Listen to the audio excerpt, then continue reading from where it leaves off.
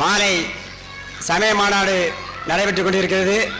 இந்த நிகழ்ச்சிக்கு தலைமை தாங்கிக் கொண்டிருக்கின்ற திருமதி எஸ் மல்லிகா அருள் பிஎஸ்சி பிஎட் அவர்கள், முன்னாள் ஒன்றிய சேர்மன் அவர்களை ஆரைகுளம் இளைஞர்கள் கலைமன்றம் சார்பாக வருக வருக என வரவேற்கின்றோம். இந்த நிகழ்ச்சிக்கு முன்னிலை வகித்துக் கொண்டிருக்கின்ற பெரியவர்கள் திரு கே பால்நாடார் அவர்கள், திரு பி பாலசுப்ரமணிய நாடார் அவர்கள், திரு வி ரத்னபணி நாடார் அவர்கள், திரு எஸ் பாலகிருஷ்ணன் ஆசிரியர் அவர்கள், திரு பி தங்கராஜா அவர்கள், திரு பி இசக்கிமுத்துராஜா அவர்கள், திரு ஐ தங்கராஜ் அவர்கள், திரு எஸ் சுரேஷ்குமார் அவர்கள், பி ஜெயக்குமார் அவர்கள் ஊராட்சி மன்ற உறுப்பினர், அனைவரையும் ஆவரைகுளம் இளைஞர் கலைமன்றம் சார்பாக வருக வருக என வரவேற்கின்றோம். இந்த நிகழ்ச்சிக்கு சிறப்பு ஆற்ற வருகை தர இருக்கின்ற திரு ஆவரை எம் தாமோதரன் எம்ஏ அவர்கள், வட்டாட்சியர் சங்கரங்கோயில் அன்னார் அவர்களையும் வருக வருக என ஆவரைகுளம் இளைஞர் கலைமன்றம் சார்பாக வரவேற்கின்றோம். எங்கள் அழைப்பை ஏற்று இன்றைய தினம் நடத்தும் இளைஞர் கலாமன்றத்தினரின் அழைப்பையும் ஏற்று இன்றைய தினம் நடக்கும் மொத்த விழாக்கும் நிகழ்ச்சிக்கு உபயமாக இங்கே சிறப்பித்துக் கொண்டிருக்கும் மதிப்பிற்குரிய முன்னாள் ஊராட்சி ஒன்றிய பெருந்தலைவர் மல்லிகாருள் அவர்களே, மேலும் இங்கே முன்னிலை வைத்துக் கொண்டிருக்கும் பெரியவர் நமது Sellathurai sub inspector of police அவர்களே, மேலே இந்த இளைஞர் கலாமன்றத்தை வழிநடத்தி சென்று காலமாக இங்கே நமது இளைஞர் கலாமன்றம் ஒரு கலா என்றால் கலை என்றால் ஒரு நாடகம்தான். நாடகத்தில் இருந்து வந்ததுதான் சினிமா. அந்த காலத்திலெல்லாம் நாடகம்தான். இங்கே நமது ஊரிலே அனைவரும் ஒற்றுமையாக நாம் செயல்பட வேண்டும். ஊர் முன்னேற்றத்தில் ஒவ்வொருவருக்கும் பங்கு இருக்கின்றது. நம்முடைய கோயிலை எடுத்துக்கொண்டால் எவ்வளவு வேகமாக வளர்ந்து வருகின்றது என்பதை நாம் அனைவரும் அறிவோம். கோயில் இல்லாத ஊரில் குடியிருக்க வேண்டாம். கோயில் உயரதான் ஒரு குடி உயரும். எனவே நமது ஊர் எவ்வளவு முன்னேற்றம் அடைந்திருக்கின்றது என்பதை நம்முடைய கோயிலை பார்த்தாலே தெரியும்.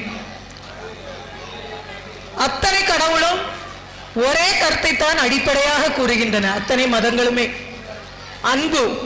அனைத்து உயிர்களிடத்திலும் நாம் அன்பாக இருக்க வேண்டும். அதை போல ஒவ்வொருவரும் நம்முடைய சகோதரர்கள் என்ற உணர்வோடு நாம் வாழ வேண்டும் என்ற ஒரே கருத்தை தான் நமக்கு கொடுக்கின்றன.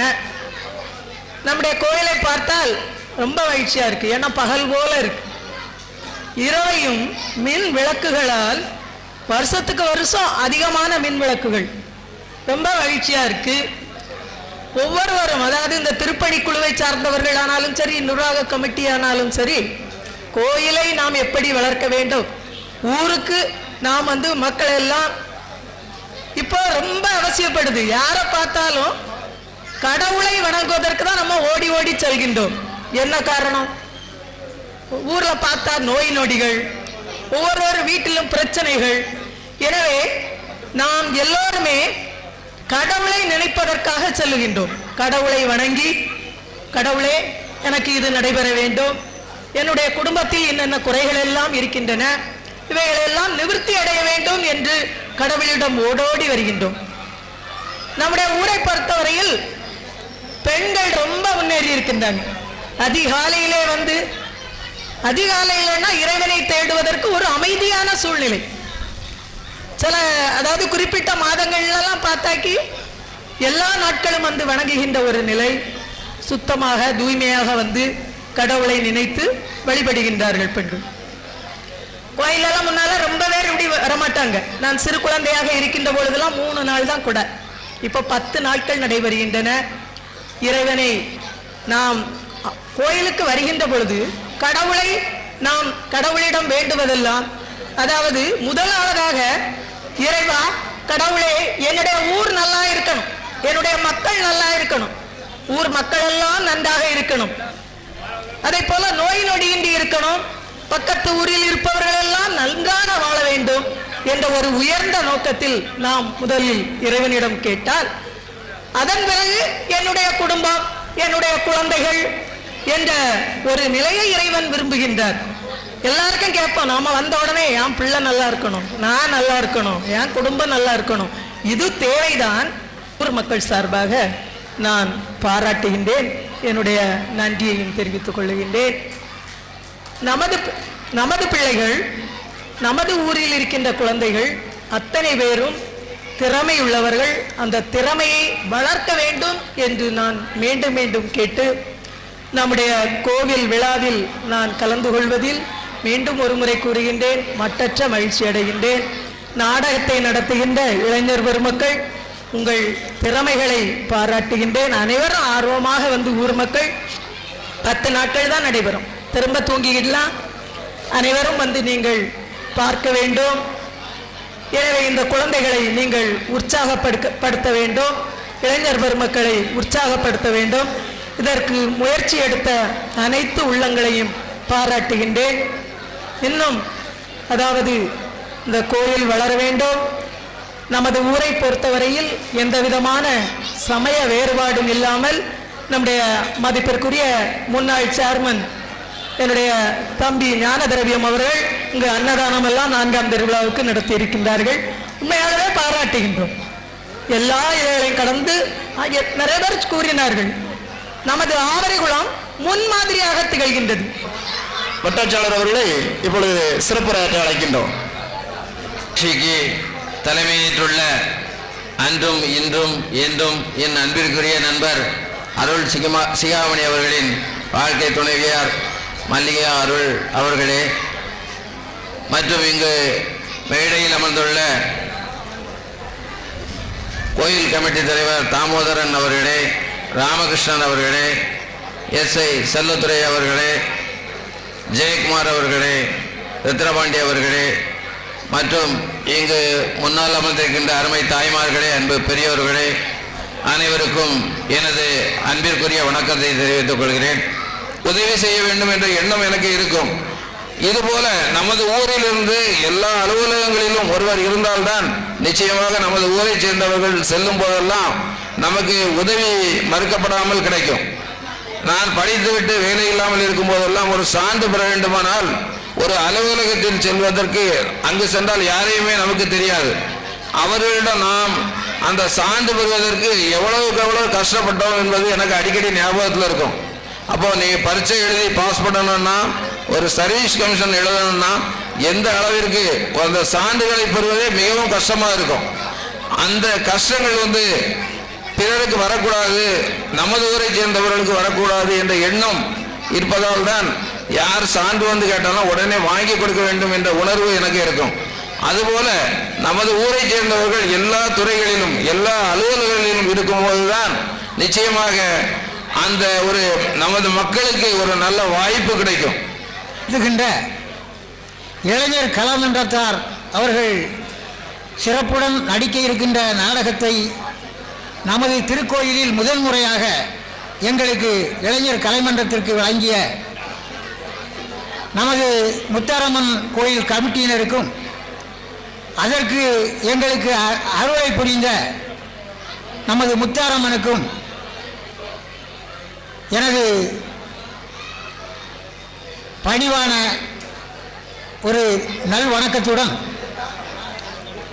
இந்த நாடகம் இளைஞர் கலைமன்றம் எப்படி ஆரம்பிக்கப்பட்டது, எப்படியெல்லாம் எத்தனை கஷ்டங்களுக்கு கூட இந்த நாடகம் நடைபெற வழி எங்களுக்கு கிடைத்தது என்பதை எல்லாம் உங்களுக்கு சொன்னால் நீங்கள் எல்லோரும் உண்மையிலே ஆச்சரியப்படுவீர்கள். 11/5/1967 இந்த நாடக மன்றம் இயங்க துவங்கியது. சொல்லிக்கொண்டே இருப்பார்கள். அவர்கள் அளிக்கின்ற ஊக்கத்தை வைத்துக் கொண்டுதான் நாம் இந்த கலைத்துறையை மேலும் வளர்க்க, அதற்கு அவர்கள் துணை மட்டுமில்லை, பொதுமக்களாகிய உங்களுடைய ஒத்துழைப்பு எங்களுக்கு வேண்டும். அதாவது எப்படி என்றால், நாங்கள் நாடகம் நடத்துபவர்கள் மட்டும் இருந்தால் போதாது.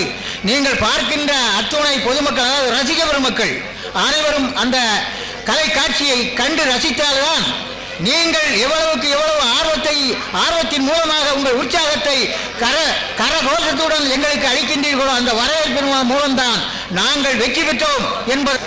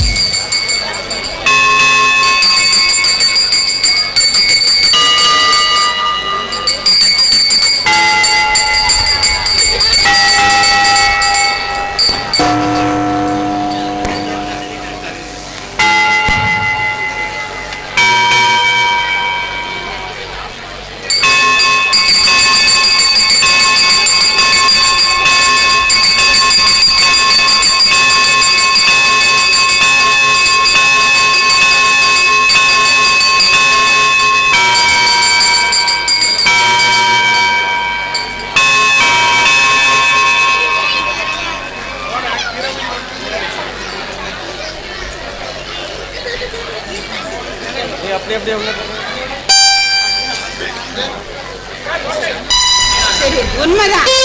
நீங்க இப்படி கவலைப்பட்டுக்கிட்டே இருந்தா என்ன ஆக போகுது சொல்லுங்க. எப்படி கவலைப்படாமல் இருக்க முடியும் பார்வதி?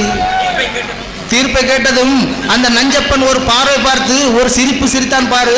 என் கதியே கலங்கி விட்டது. இந்த நேரத்தில் என்ன நடக்க போகிறது என்று பயமாக இருக்கிறது பார்வதி. நினைக்கிறேன், நமக்கு அந்த ஆண்டவன் தான் துணை. ஆண்டவன் மேல பாரத்தை போட்டுட்டு நீங்க கம்முனி நிம்மதியா இருங்க. நடந்தது சரி. பிள்ளைகள் என்ன பள்ளிக்கூடம் போயிட்டு வரவில்லையா? இப்பதான் வருவாங்க. ஆமா, உங்களுக்கு ரொம்ப மறதி தான் வர வர. முதல்ல அதுக்கு தான் மருந்து சாப்பிடணும். சரி, கை காலெல்லாம் கழுவிட்டு வாங்க, நம்ம சாப்பிடுவோம். எனக்கு பசி இல்லை பார்வதி. ஐயோ, இப்படி சொன்ன எப்படி? காலையிலயும் நீங்க சாப்பிடவே இல்லை, அப்படியே அவசர அவசரமா கிளம்பி போயிட்டீங்க. சரி, ஒவ்வொரு ஆம்பளைங்க மாதிரி இல்ல கடையில சாப்பிடுறீங்களா? அதுவும் கிடையாது. இங்க பாருங்க, செவரு இருந்தா தான் சித்திரம் எழுத முடியும்.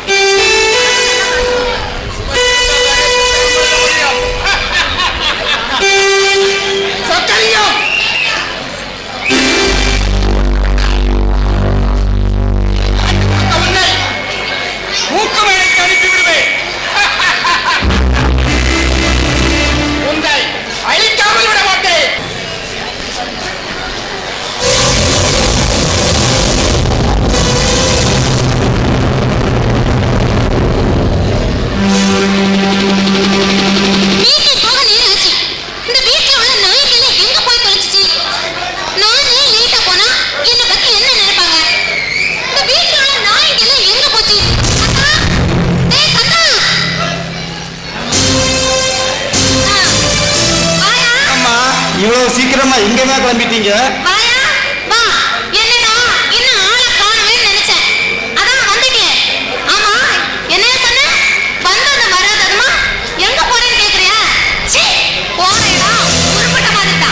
அப்படி என்னம்மா தப்பா சொல்லிவிட்டேன்?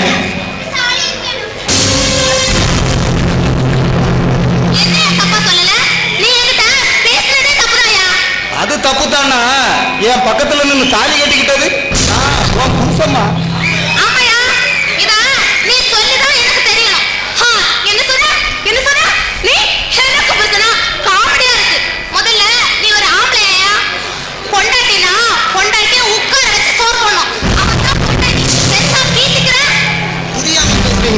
இத வெளியே போய் சொன்னீங்கன்னா சிரிக்க போறாங்க. 2 பிள்ளைய பெற்றோமா இந்த சந்தேகம்? என் பொண்ண நான் நல்லா தான் வளர்த்துருக்கேன்னு நினைக்கிறேன்.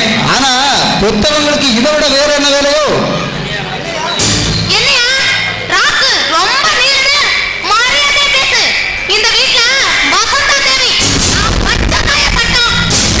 புரிஞ்சதுமா, புரிஞ்சுக்கிட்டேன். பொறிக்குள்ள மாட்டிக்கிட்ட எலி நான் தான் நல்லாவே புரிஞ்சுக்கிட்டேன். அடுத்தாப்புறம் நான் என்னமா செய்யணும்?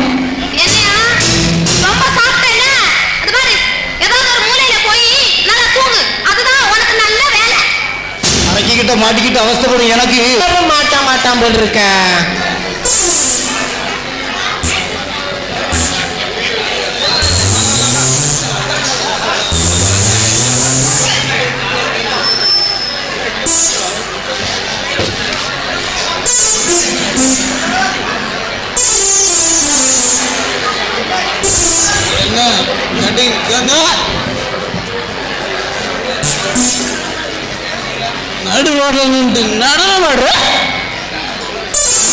பேச மாட்டேன். நீ ஏன் பேச மாட்ட? கட்டிங்க கோட்டை கோர் ஊத்திட்டு வந்து பேசதான் ஜீவா, கோயத்தை போடதான் ஜீவா. அதுக்காக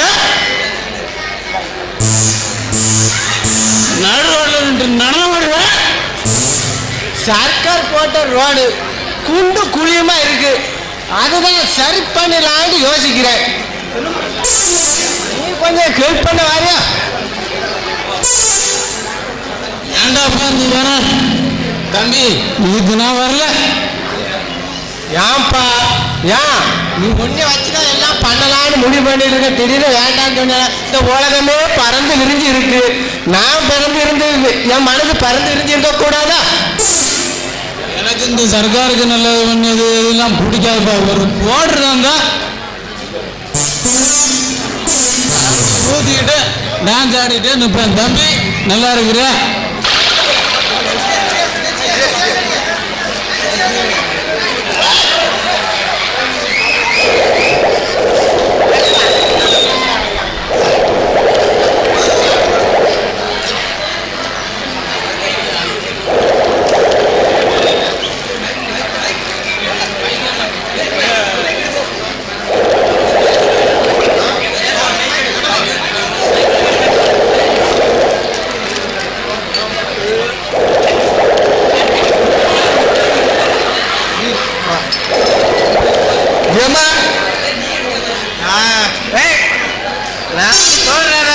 முழுசா கேக்குறீங்களா?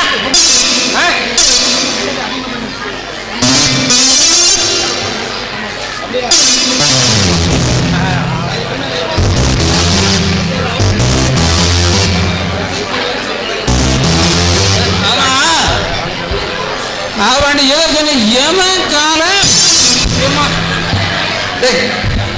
ஏமன் காலம் தூத கூட்டணி சேர்ந்துருச்சுல, அப்புறம் கூத்துக்கு என்ன பஞ்சடா? எவனை பார்த்து ஏமான் சொன்ன?